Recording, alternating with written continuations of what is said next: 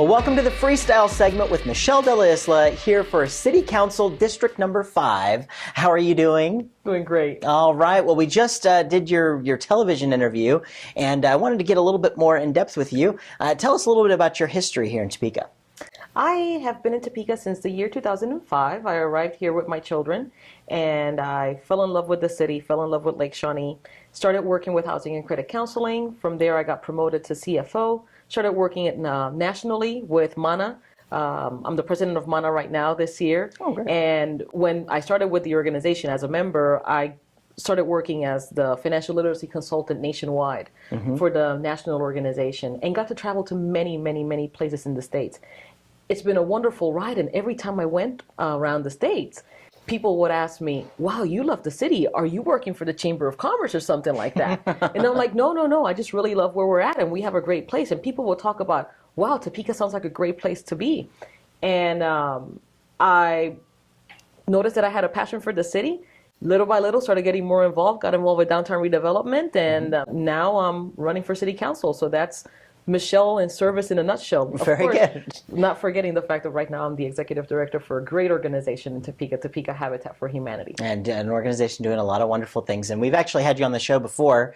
So if you want to see our interview previously with Michelle about Habitat for Humanity, you can look that up on our website, and it'll be right there. But I want to kind of get into some of the things facing District 5. What do you think are some of the challenges facing District 5? Right now we have a wonderful area filled with amazing people, but there is a very high poverty rate. We're working with Highcrest. Highcrest has, in the area that we're working on through the Operation Net Reach, and Safe Street has done a phenomenal job bringing people together to the area. There's a 92% poverty rate.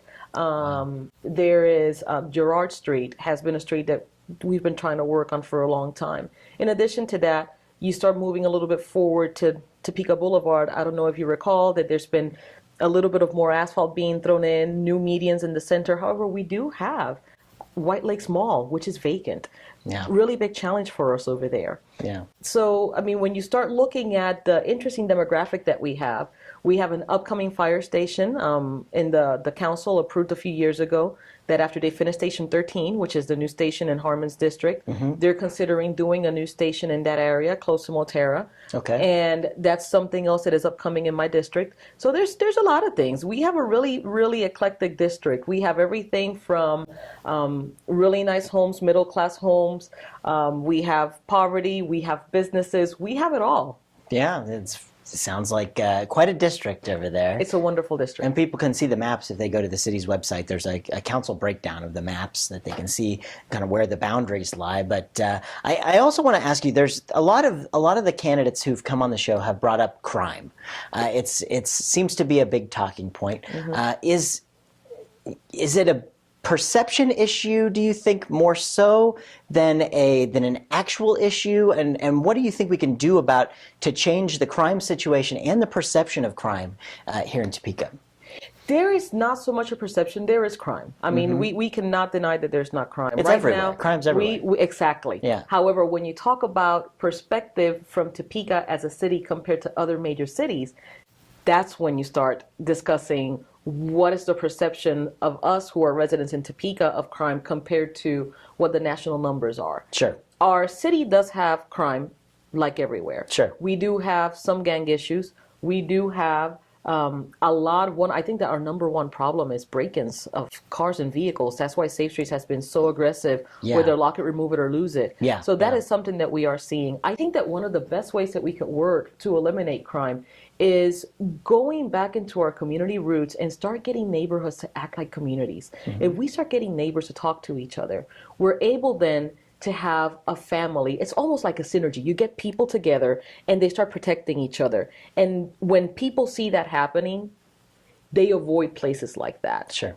Yeah. And if we could start getting that back into our communities, that would be significant help, because we can't lay it all on our officers. Yeah. It's everybody's responsibility. Yeah, it really is. It's what this community is all about. Correct. So, and we're going to wrap things up here, but if you were to look into the camera and to ask our voters for their support and tell them, why they should vote for you, what would you say? I would say, I love our city. I am very vested in the betterment of our community. I have been working in our community tirelessly since 2005. I wholly know what my role would be as city councilwoman. I know that we have a city manager that has been hired to do a job, and that my role would be to ensure that we have the proper policies to ensure that our city moves forward. I am invested in economic development. I am looking forward to working with neighborhoods and continue that work that I've been doing through Habitat, and it would be an honor to serve you. Very good. Well, it's Michelle De La Isla. She is running for District 5 Council in the city of Topeka. So thank you so much for joining us, you. and good luck to you. Thank you, Chris. Thanks for tuning in to this episode of TalkAboutTopeka.com. I'm Chris Schultz. If you enjoyed what you saw here, you can help our guests by sharing our links with your friends. You can also find out everything that's going on with us by following us on our website at TalkAboutTopeka.com. You can also be sure to like us on Facebook, you can follow us on Twitter, or you can send us a message on Gmail. Thanks so much for tuning in.